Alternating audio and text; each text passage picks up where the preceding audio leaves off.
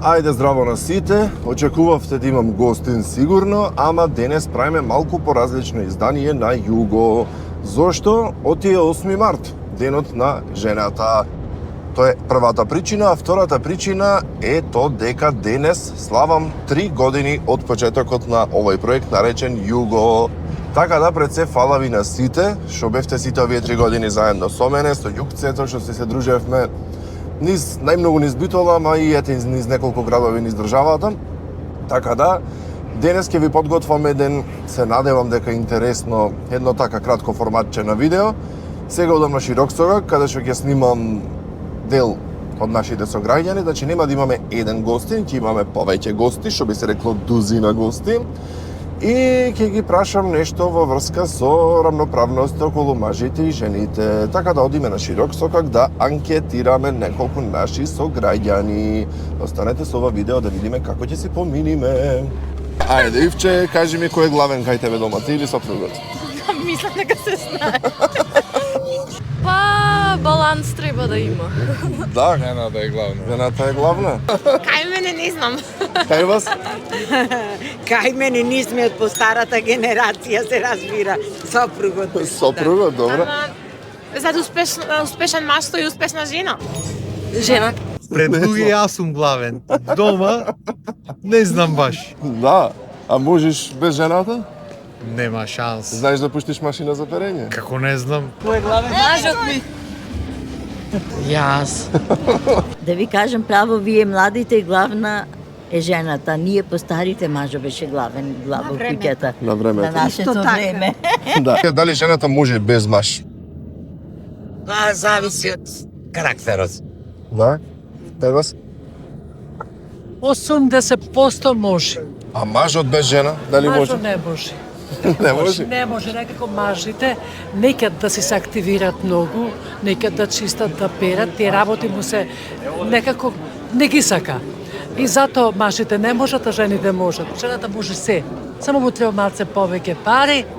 Има исклучоци, има исклучоци. Има Значи, исклучоци. познавам што дори на машина шијат дома. Да.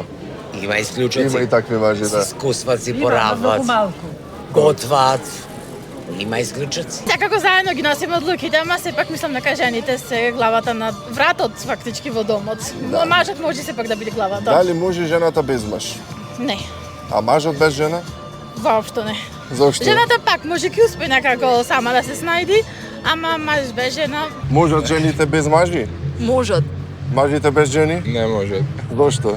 Така мислам. Мислам дека не може да функционира никако. И јас исто тоа го мислам. Да, а жената без маж? Да, ево 10 години сум. Па функционирам, пачинат е сопругот. Може жената без маж?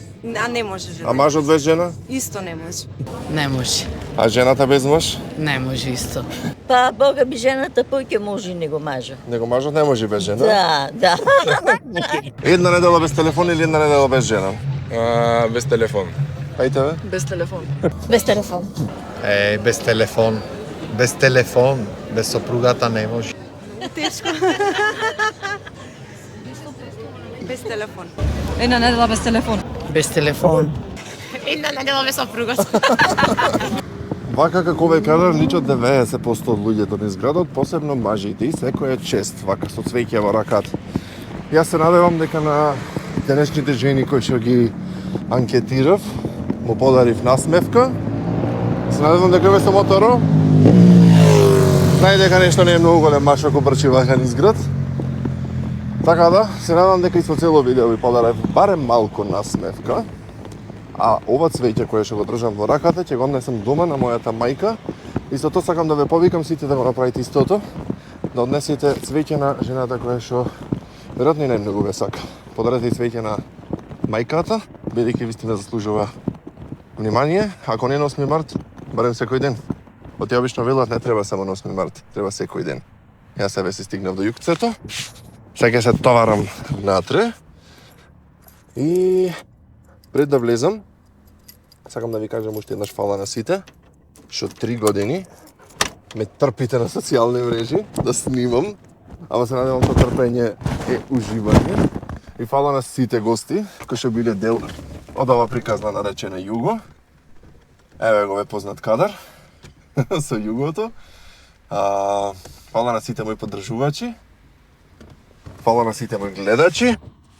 И фала на сите жени кои што, биле на некој начин дел, посебно невистина, кои што биле на некој начин дел од југото, дали биле како соработнички или како гостинки.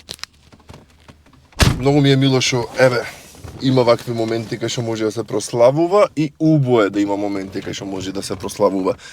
Така да бидете среќни, бидете весели, не давајте внимание на жените само на 8 март, давајте секој ден, гледајте југо и бидете, како да кажам, не југо носталгични, гледајте напред во животот.